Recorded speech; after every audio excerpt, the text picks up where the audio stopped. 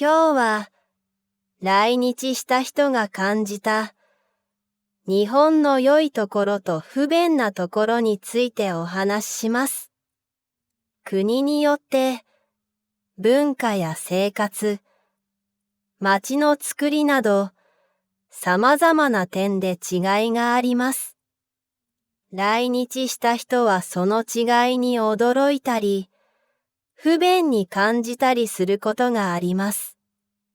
これからそのいくつかを紹介します。まずは来日した人が感じた日本の良いところ、驚いたところを紹介します。1、交通機関の時間の正確さ。日本では電車やバスが予定通りに到着することが普通です。例えば、東京の電車は1分単位で時間が決まっています。朝のラッシュアワーでも、電車は時間通りに来ます。この時間の正確さに驚く人は多いです。また、駅やバス停には正確な時刻表があります。時刻表には、電車やバスの到着時間がわかりやすく書かれています。この時刻表を見れば、自分が乗りたい電車やバスの時間を簡単に知ることができます。さらに、電車やバスが来る前に、アナウンスで次の電車が何分後に到着するかを知らせてくれます。このアナウンスも、利用者にとってとても助かるものです。たとえ5分でも電車が遅れると、駅員さんがお詫びのアナウンスをすることがよくあります。これはとても日本らしい場面です。また、電車やバスの遅延証明も驚かれることの一つです。遅延証明は、電車やバスが遅れた時に発行される証明書です。例えば、朝のラッシュアワーに電車が遅れることがあります。その場合、駅員さんが遅延証明を発行します。遅延証明には遅延した時間や原因が書かれています。通勤や通学中の人たちは、その証明書をもらって会社や学校に行きます。これがあると、会社や学校に遅刻しても、その理由を証明することができます。遅延証明は、日本の時間に対する厳格さを示しています。こういった状況は、多くの人にとって驚きの一つです。2、治安の良さ。日本は世界でも治安が良い国の一つとして知られています。この治安の良さに驚く人は多いです。夜遅くても安全に歩くことができる街はたくさんあります。また、警察官が街に多く見られ、困った時にすぐに助けを求めることができます。日本の治安の良さには、いくつかの例があります。まず、日本では落とし物が見つかることが多いです。例えば、財布やスマートフォンを落としても、多くの場合、交番や駅の窓口に届けられます。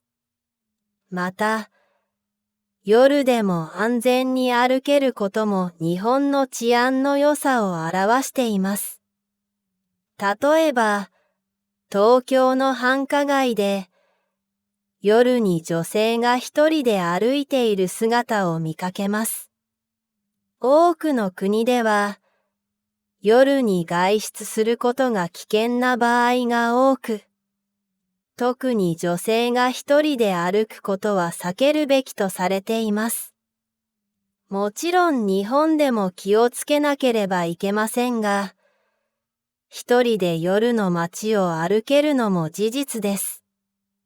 日本の警察も治安の良さを支えています。交番も至るところにあります。困った時や何か問題があった時は、すぐに助けを求めることができます。さらに、公衆トイレのきれいさに驚く人もいます。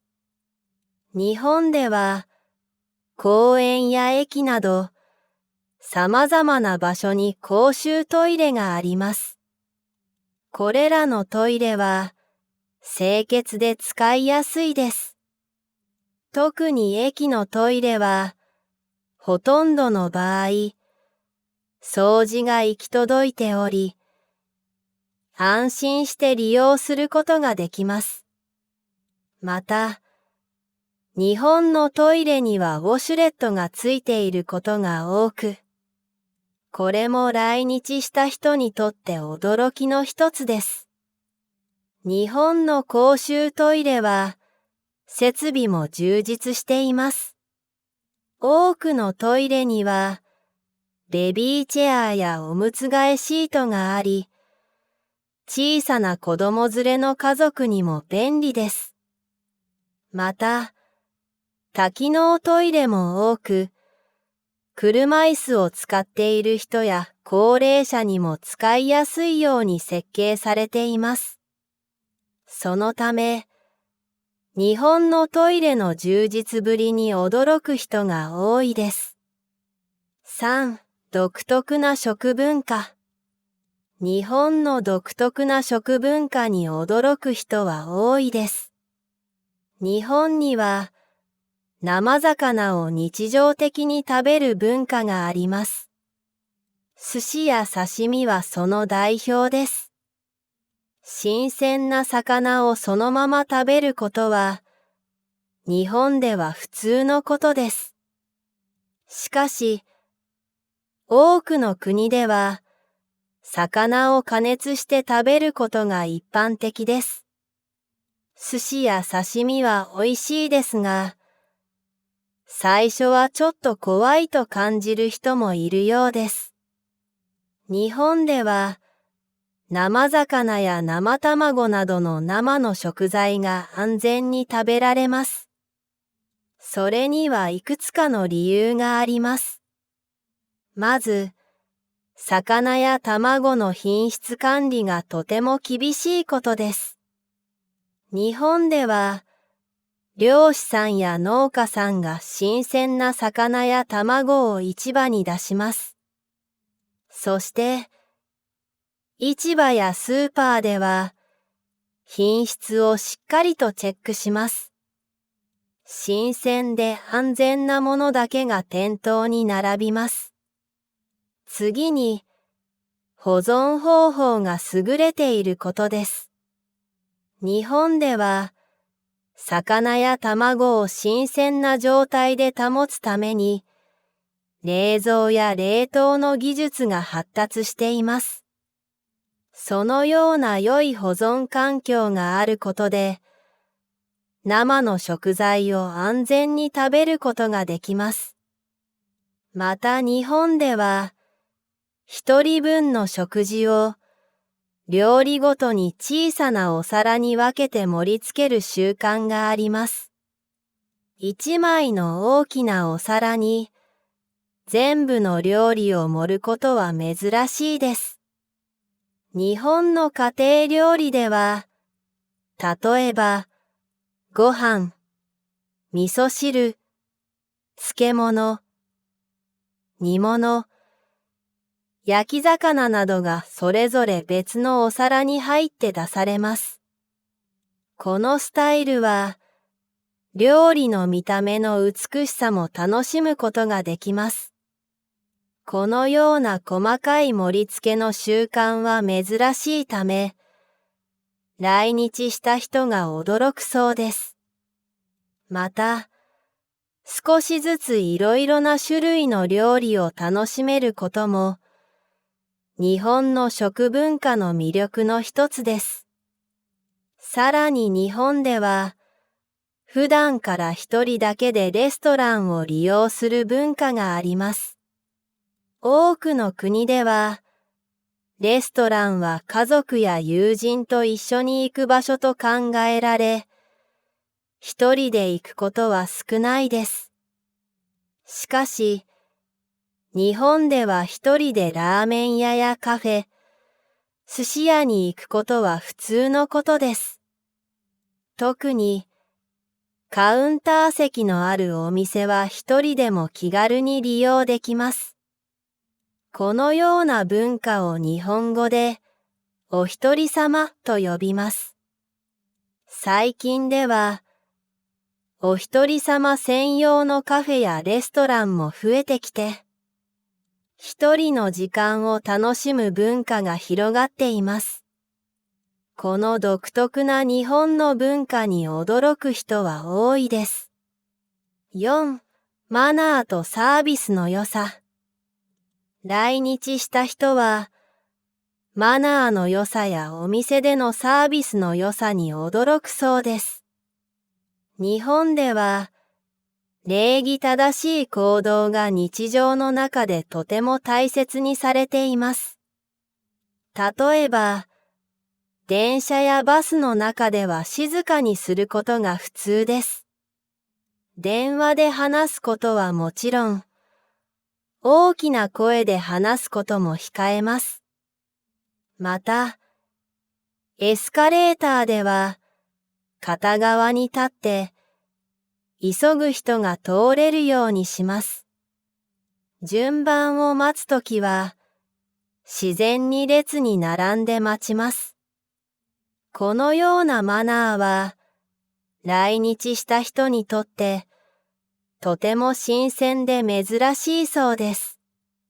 さらに、お店でのサービスは、ほとんどの場合とても良いです。日本のお店では、親切で丁寧な店員さんが多いです。お店に入ると、いらっしゃいませと笑顔で迎えてくれます。そして、買い物をしている間も、必要なことがあればすぐに助けてくれます。また、レストランでも同じです。お客さんが店に入ると、いらっしゃいませと丁寧に迎えます。そして、料理が出されるときには、お待たせしましたと言ってくれます。このような丁寧な対応は、とても気持ちの良いものです。日本ではチップの習慣がないのに、サービスが良いというのは興味深いポイントです。それは相手に敬意を払うことが大切だ、という文化や価値観があるためです。そのことから、日本ではおもてなしという文化が根付いています。店員さんは、お客さんに快適に過ごしてもらうために努力します。そのため、礼儀正しく、丁寧な対応が一般的です。給料としての報酬だけでなく、お客さんの満足度を重要なことだと考えています。日本の飲食店では、お客さんが満足するために細かいところまで気を配ります。例えば、レストランでは、食事の前におしぼりを出してくれます。おしぼりは、手を清潔にするためのウェットタオルです。また日本のレストランでは、席に着いたら通常、水が出されます。これは日本のおもてなしとして、無料で水を提供します。料金がかかる場合もありますが、基本的には水は無料サービスの一つです。食事をより美味しく楽しむために、日本のおもてなしの一部として根付いています。5. コンビニと自動販売機の多さ。多くの人が驚くことの一つに、コンビニと自販機の多さがあります。コンビニはコンビニエンスストアの略で、自販機は自動販売機の略です。日本の街には、至るところにコンビニと自販機があり、とても便利だと感じるそうです。まず、コンビニについてです。日本にはたくさんのコンビニがあります。どの都市でも、歩いて数分の距離にコンビニがあることが多いです。コンビニでは、食品や飲み物、雑誌、日用品など、様々なものを買うことができます。さらに、24時間営業しているので、いつでも買い物ができるのが魅力です。例えば、夜遅くにお腹が空いた時や、急に何かが必要になった時でも、コンビニに行けばすぐに手に入ります。多くの人にとって、日本のコンビニは何でも売っている便利なお店です。また、コンビニではいろいろなサービスも利用できます。例えば、ATM でお金を引き出したり、公共料金の支払いをしたり、宅配便を送ったり受け取ったりすることができます。これらのサービスも来日した人にとってとても便利で驚くポイントです。次に自販機についてです。自販機では飲み物やお菓子などいろいろなものを買うことができます。特に駅やビルの中、観光地など、人が多く集まる場所には必ずと言っていいほど自販機があります。また、日本の自販機は非常に清潔で、壊れていることがほとんどありません。さらに、日本の自販機には、季節ごとに異なる飲み物や商品が販売されていることがあります。例えば、夏には冷たい飲み物が多くなり、冬には温かい飲み物が増えます。また、地域限定の商品が売られていることもあります。こうしたバリエーションの豊富さも、日本の自販機の興味深いポイントです。また、日本の自販機は技術的にも優れています。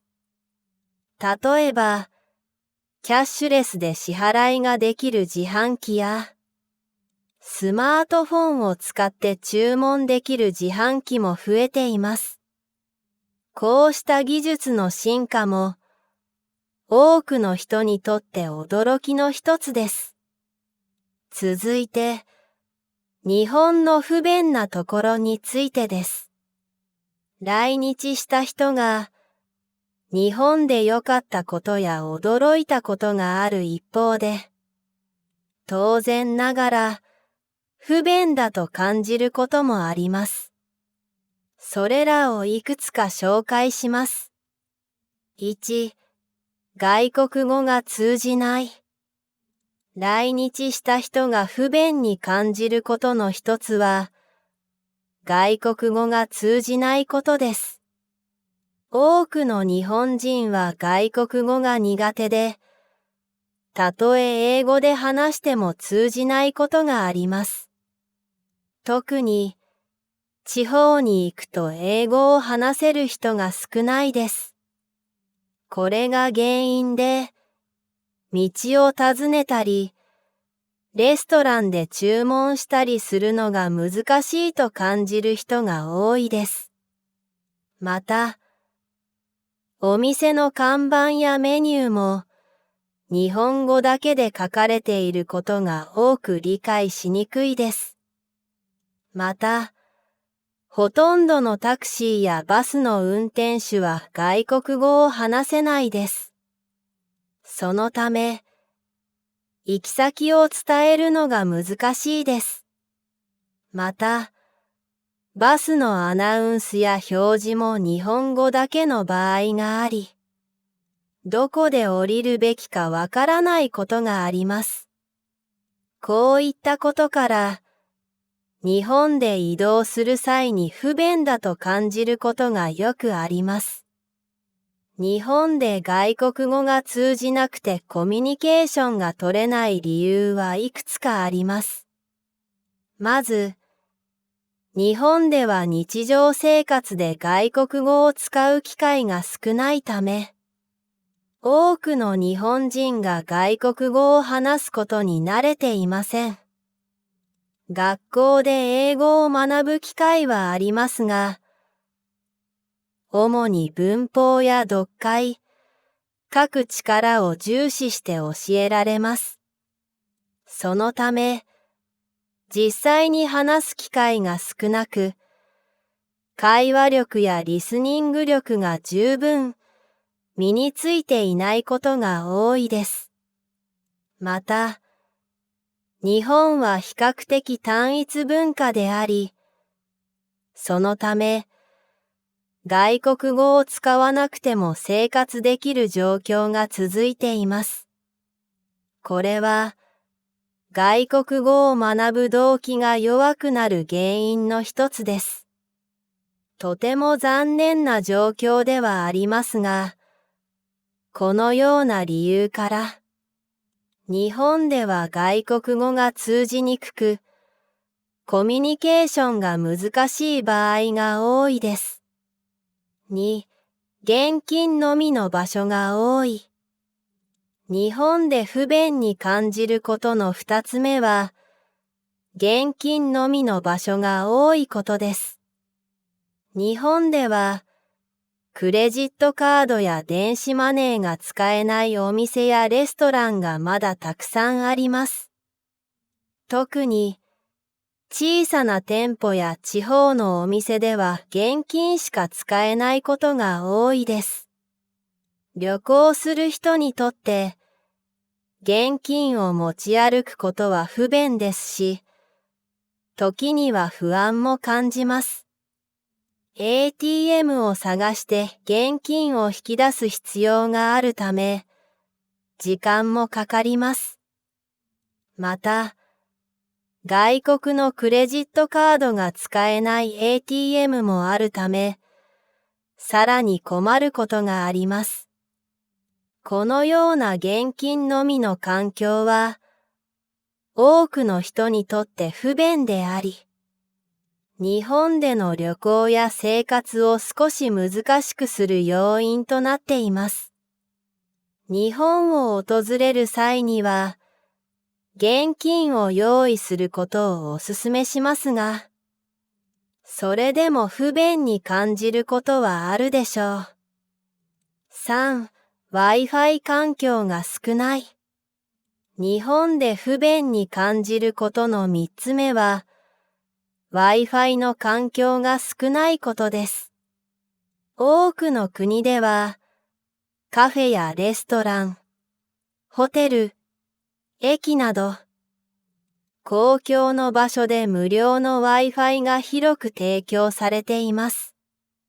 例えば、アメリカやヨーロッパの多くの国では、街中どこでも簡単に Wi-Fi を使うことができます。しかし、日本では無料の Wi-Fi が少ないと感じる人が多いです。特に地方や小さな町では、Wi-Fi が使える場所が限られています。また、日本のカフェやレストランでは、Wi-Fi が提供されていないことが多いです。大きな都市の一部の駅や観光地で、無料の Wi-Fi が使えることもありますが、接続が不安定な場合があります。日本のホテルや宿泊施設でも、無料の Wi-Fi が使えないことがあります。インターネットが使えないと、地図や観光情報を調べたり、家族や友人と連絡を取ったりするのが難しくなります。特に、旅行先でインターネットが使えないことは、かなり不便です。このように、日本の Wi-Fi 環境は、他国と比べるとまだ十分に整っていない、と感じる人が多いです。日本を訪れる予定がある人は、事前にモバイル Wi-Fi をレンタルしたり、SIM カードを購入したりすることをお勧めします。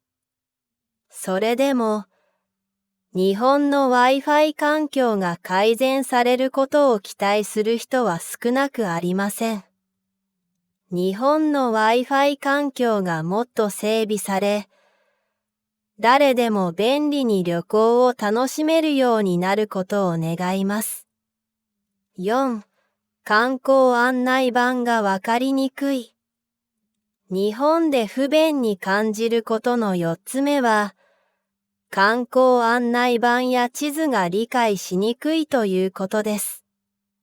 日本の観光地には、多くの観光案内板や地図が設置されていますが、それらは日本語で書かれていることが多いです。英語や他の言語での表記が少ないため、来日した観光客はどこに行けばよいのか、どの道を進めばよいのかわからないことがあります。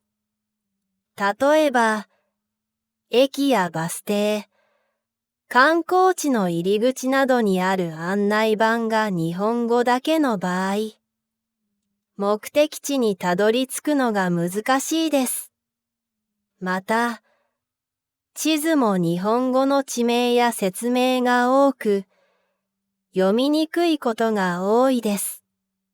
特に、漢字が多く使われている場合、理解するのがとても難しいです。さらに、観光案内所やインフォメーションカウンターでも、日本語しか話せないスタッフがいることがあります。英語や他の言語で質問しても、うまくコミュニケーションが取れないことがあるため、外国人観光客の方は困ってしまいます。このような状況は、とても不便です。現地での案内がわかりやすくなれば、もっと安心して旅行を楽しむことができるので、多言語表示の案内や地図が日本中にもっと増えることを期待します。5. 特定の食事制限に対応していない。日本で不便に感じることの5つ目は、ほとんどの飲食店がベジタリアンやハラルフードなどに対応していないことです。特定の食事制限がある人にとって、日本で食事をするのは難しい状況です。例えば、ハラルフードはイスラム教徒にとって重要で、特定の方法で調理された食べ物です。しかし、日本ではハラル対応のレストランがまだ少なく、食材や調理法がハラル基準に合っているかどうかわからない場合が多いです。イスラム教徒の観光客や住んでいる人にとって、食事の選択肢が限られてしまいます。ベジタリアンやビーガンの人たちも、日本で食事をするのが難しいことがあります。日本の多くの料理には、肉や魚が使われています。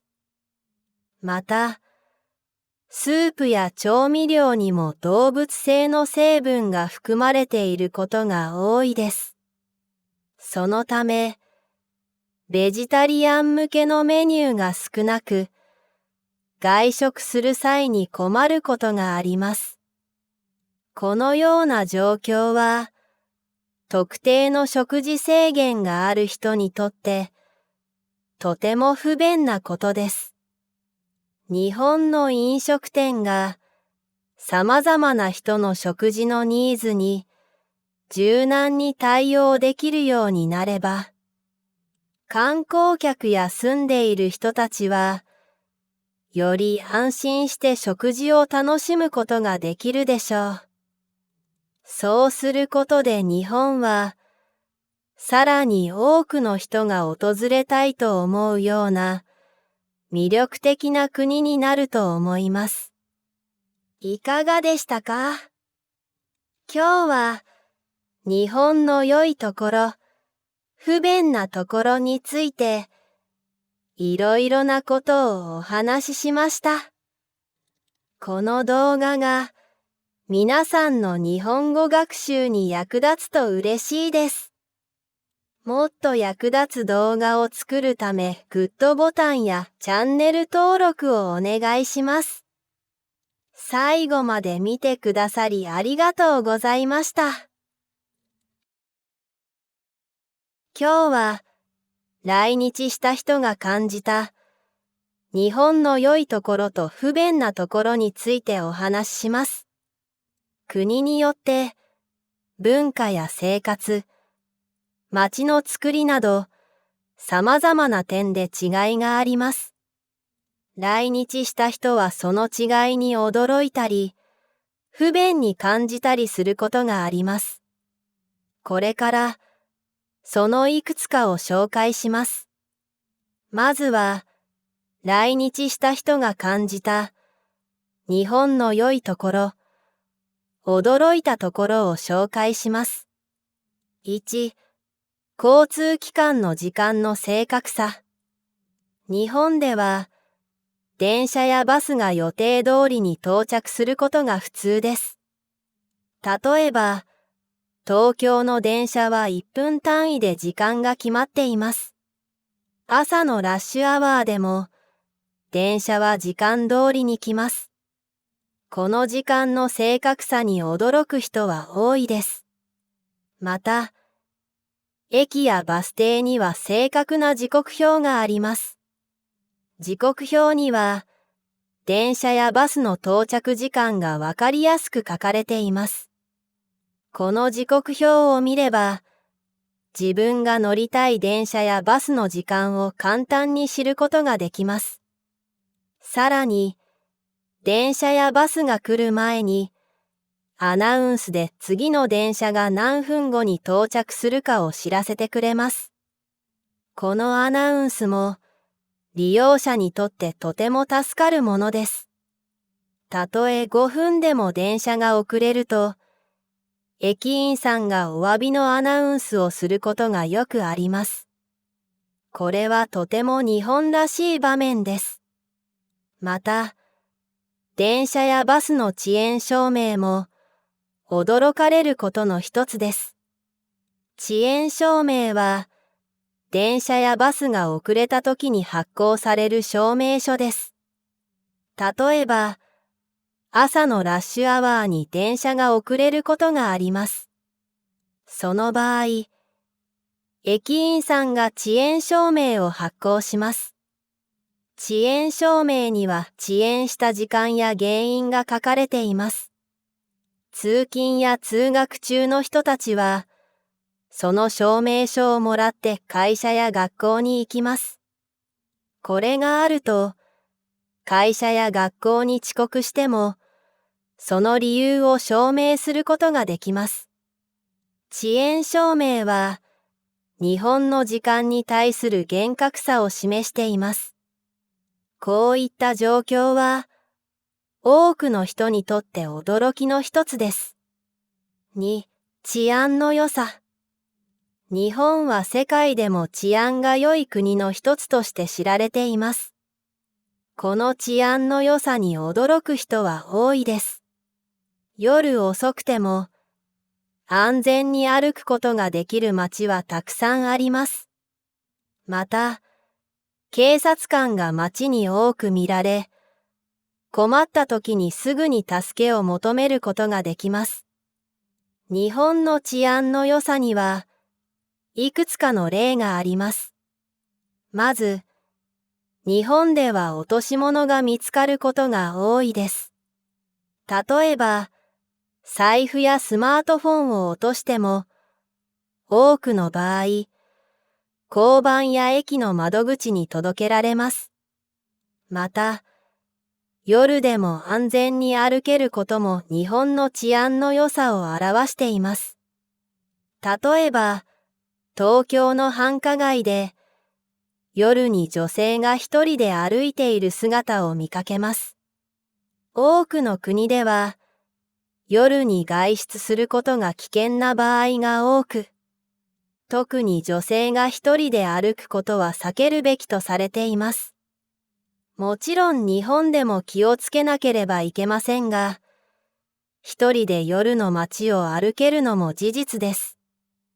日本の警察も治安の良さを支えています。交番も至るところにあります。困った時や何か問題があった時は、すぐに助けを求めることができます。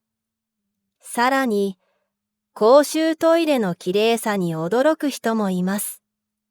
日本では、公園や駅など、様々な場所に公衆トイレがあります。これらのトイレは、清潔で使いやすいです。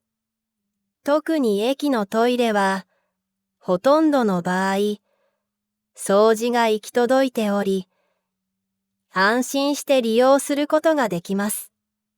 また、日本のトイレにはウォシュレットがついていることが多く、これも来日した人にとって驚きの一つです。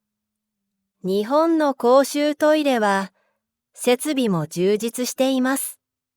多くのトイレには、ベビーチェアやおむつ替えシートがあり、小さな子供連れの家族にも便利です。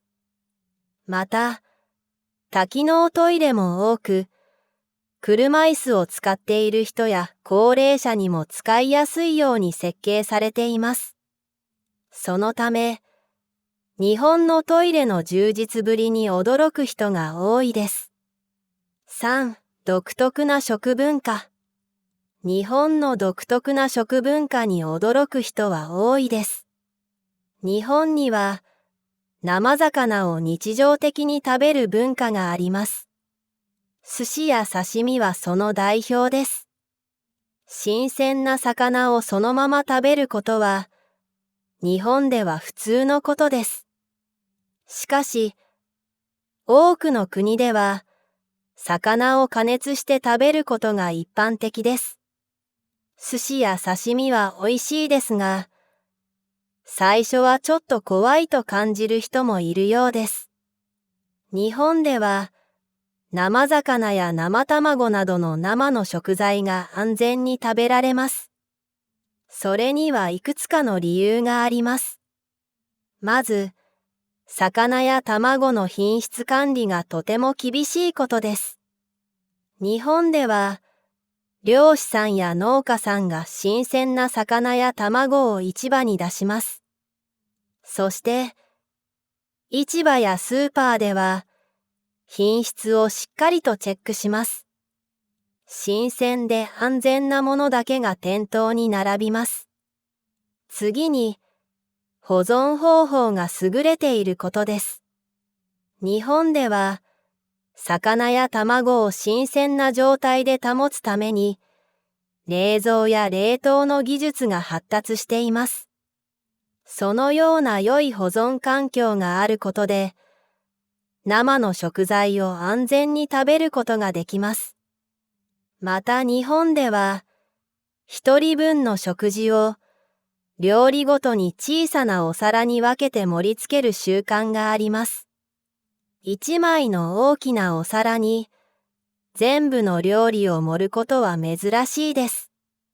日本の家庭料理では、例えば、ご飯、味噌汁、漬物、煮物、焼き魚などがそれぞれ別のお皿に入って出されます。このスタイルは、料理の見た目の美しさも楽しむことができます。このような細かい盛り付けの習慣は珍しいため、来日した人が驚くそうです。また、少しずついろいろな種類の料理を楽しめることも、日本の食文化の魅力の一つです。さらに日本では、普段から一人だけでレストランを利用する文化があります。多くの国では、レストランは家族や友人と一緒に行く場所と考えられ、一人で行くことは少ないです。しかし、日本では一人でラーメン屋やカフェ、寿司屋に行くことは普通のことです。特に、カウンター席のあるお店は一人でも気軽に利用できます。このような文化を日本語で、お一人様と呼びます。最近では、お一人様専用のカフェやレストランも増えてきて、一人の時間を楽しむ文化が広がっています。この独特な日本の文化に驚く人は多いです。4. マナーとサービスの良さ。来日した人は、マナーの良さやお店でのサービスの良さに驚くそうです。日本では、礼儀正しい行動が日常の中でとても大切にされています。例えば、電車やバスの中では静かにすることが普通です。電話で話すことはもちろん、大きな声で話すことも控えます。また、エスカレーターでは、片側に立って、急ぐ人が通れるようにします。順番を待つときは、自然に列に並んで待ちます。このようなマナーは、来日した人にとって、とても新鮮で珍しいそうです。さらに、お店でのサービスは、ほとんどの場合とても良いです。日本のお店では、親切で丁寧な店員さんが多いです。お店に入ると、いらっしゃいませと笑顔で迎えてくれます。そして、買い物をしている間も、必要なことがあればすぐに助けてくれます。また、レストランでも同じです。お客さんが店に入ると、いらっしゃいませと丁寧に迎えます。そして、料理が出されるときには、お待たせしましたと言ってくれます。このような丁寧な対応は、とても気持ちの良いものです。日本ではチップの習慣がないのに、サービスが良いというのは興味深いポイントです。それは相手に敬意を払うことが大切だ、という文化や価値観があるためです。そのことから、日本ではおもてなしという文化が根付いています。店員さんは、お客さんに快適に過ごしてもらうために努力します。そのため、礼儀正しく、丁寧な対応が一般的です。給料としての報酬だけでなく、お客さんの満足度を重要なことだと考えています。日本の飲食店では、お客さんが満足するために細かいところまで気を配ります。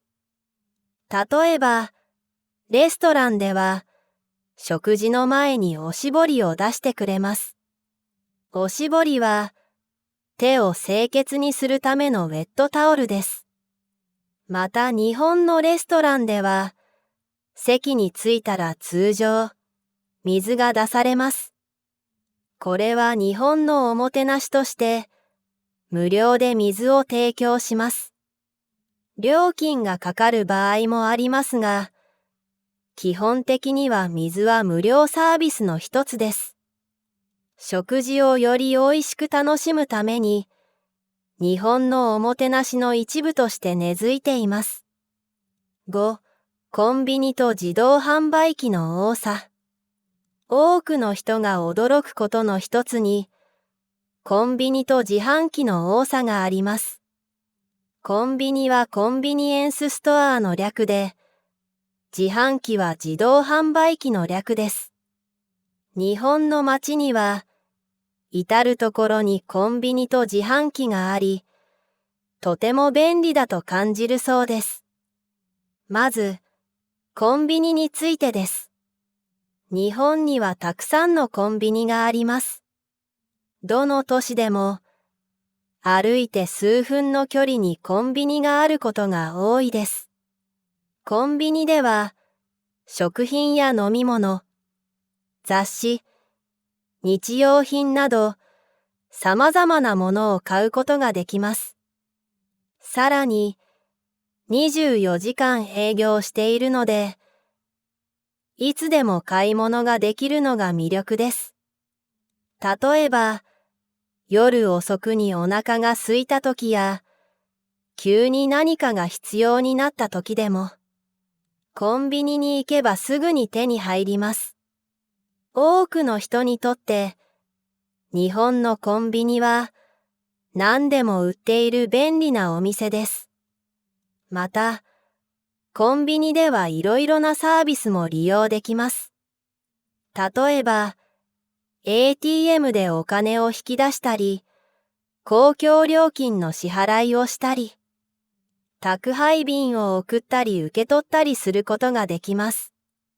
これらのサービスも、来日した人にとって、とても便利で驚くポイントです。次に、自販機についてです。自販機では、飲み物やお菓子など、いろいろなものを買うことができます。特に、駅やビルの中、観光地など、人が多く集まる場所には必ずと言っていいほど自販機があります。また、日本の自販機は非常に清潔で、壊れていることがほとんどありません。さらに、日本の自販機には、季節ごとに異なる飲み物や商品が販売されていることがあります。例えば、夏には冷たい飲み物が多くなり、冬には温かい飲み物が増えます。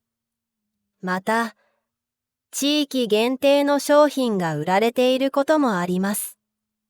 こうしたバリエーションの豊富さも、日本の自販機の興味深いポイントです。また、日本の自販機は技術的にも優れています。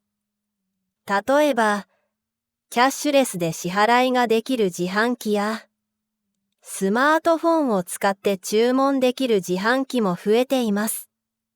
こうした技術の進化も、多くの人にとって驚きの一つです。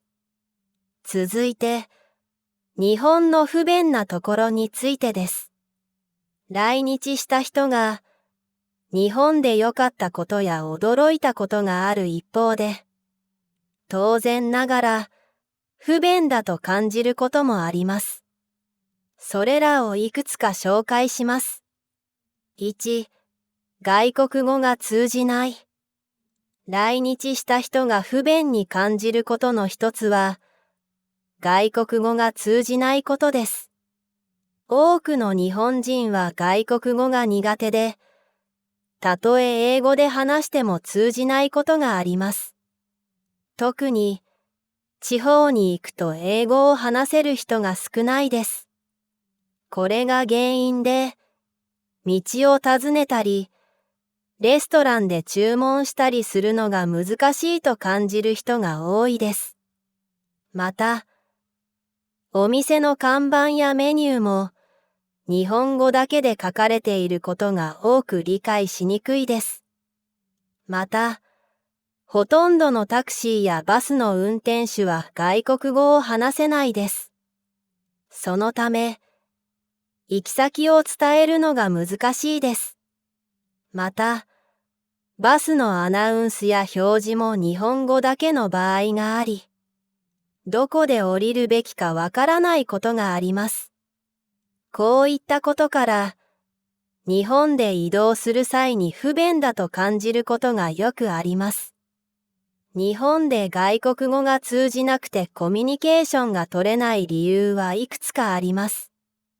まず、日本では日常生活で外国語を使う機会が少ないため、多くの日本人が外国語を話すことに慣れていません。学校で英語を学ぶ機会はありますが、主に文法や読解、書く力を重視して教えられます。そのため、実際に話す機会が少なく、会話力やリスニング力が十分身についていないことが多いです。また、日本は比較的単一文化であり、そのため、外国語を使わなくても生活できる状況が続いています。これは、外国語を学ぶ動機が弱くなる原因の一つです。とても残念な状況ではありますが、このような理由から、日本では外国語が通じにくく、コミュニケーションが難しい場合が多いです。2、現金のみの場所が多い。日本で不便に感じることの2つ目は、現金のみの場所が多いことです。日本では、クレジットカードや電子マネーが使えないお店やレストランがまだたくさんあります。特に、小さな店舗や地方のお店では現金しか使えないことが多いです。旅行する人にとって、現金を持ち歩くことは不便ですし、時には不安も感じます。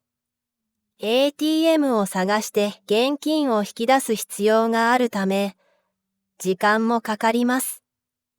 また、外国のクレジットカードが使えない ATM もあるため、さらに困ることがあります。このような現金のみの環境は、多くの人にとって不便であり、日本での旅行や生活を少し難しくする要因となっています。日本を訪れる際には、現金を用意することをお勧めしますが、それでも不便に感じることはあるでしょう。3、Wi-Fi 環境が少ない。日本で不便に感じることの3つ目は、Wi-Fi の環境が少ないことです。多くの国では、カフェやレストラン、ホテル、駅など、公共の場所で無料の Wi-Fi が広く提供されています。例えば、アメリカやヨーロッパの多くの国では、街中どこでも簡単に Wi-Fi を使うことができます。しかし、日本では無料の Wi-Fi が少ないと感じる人が多いです。特に地方や小さな町では、Wi-Fi が使える場所が限られています。また、日本のカフェやレストランでは、Wi-Fi が提供されていないことが多いです。大きな都市の一部の駅や観光地で、無料の Wi-Fi が使えることもありますが、接続が不安定な場合があります。日本のホテルや宿泊施設でも、無料の Wi-Fi が使えないことがあります。インターネットが使えないと、地図や観光情報を調べたり、家族や友人と連絡を取ったりするのが難しくなります。特に、旅行先でインターネットが使えないことは、かなり不便です。このように、日本の Wi-Fi 環境は、他国と比べるとまだ十分に整っていない、と感じる人が多いです。日本を訪れる予定がある人は、事前にモバイル Wi-Fi をレンタルしたり、SIM カードを購入したりすることをお勧めします。それでも、日本の Wi-Fi 環境が改善されることを期待する人は少なくありません。日本の Wi-Fi 環境がもっと整備され、誰でも便利に旅行を楽しめるようになることを願います。4. 観光案内板がわかりにくい。日本で不便に感じることの4つ目は、観光案内板や地図が理解しにくいということです。日本の観光地には、多くの観光案内板や地図が設置されていますが、それらは日本語で書かれていることが多いです。英語や他の言語での表記が少ないため、来日した観光客はどこに行けばよいのか、どの道を進めばよいのかわからないことがあります。例えば、駅やバス停、観光地の入り口などにある案内板が日本語だけの場合、目的地にたどり着くのが難しいです。また、地図も日本語の地名や説明が多く、読みにくいことが多いです。特に、漢字が多く使われている場合、理解するのがとても難しいです。さらに、観光案内所やインフォメーションカウンターでも、日本語しか話せないスタッフがいることがあります。英語や他の言語で質問しても、うまくコミュニケーションが取れないことがあるため、外国人観光客の方は困ってしまいます。このような状況は、とても不便です。現地での案内がわかりやすくなれば、もっと安心して旅行を楽しむことができるので、多言語表示の案内や地図が日本中にもっと増えることを期待します。5. 特定の食事制限に対応していない。日本で不便に感じることの5つ目は、ほとんどの飲食店がベジタリアンやハラルフードなどに対応していないことです。特定の食事制限がある人にとって、日本で食事をするのは難しい状況です。例えば、ハラルフードはイスラム教徒にとって重要で、特定の方法で調理された食べ物です。しかし、日本ではハラル対応のレストランがまだ少なく、食材や調理法がハラル基準に合っているかどうかわからない場合が多いです。イスラム教徒の観光客や住んでいる人にとって、食事の選択肢が限られてしまいます。ベジタリアンやビーガンの人たちも、日本で食事をするのが難しいことがあります。日本の多くの料理には、肉や魚が使われています。また、スープや調味料にも動物性の成分が含まれていることが多いです。そのため、ベジタリアン向けのメニューが少なく、外食する際に困ることがあります。このような状況は、特定の食事制限がある人にとって、とても不便なことです。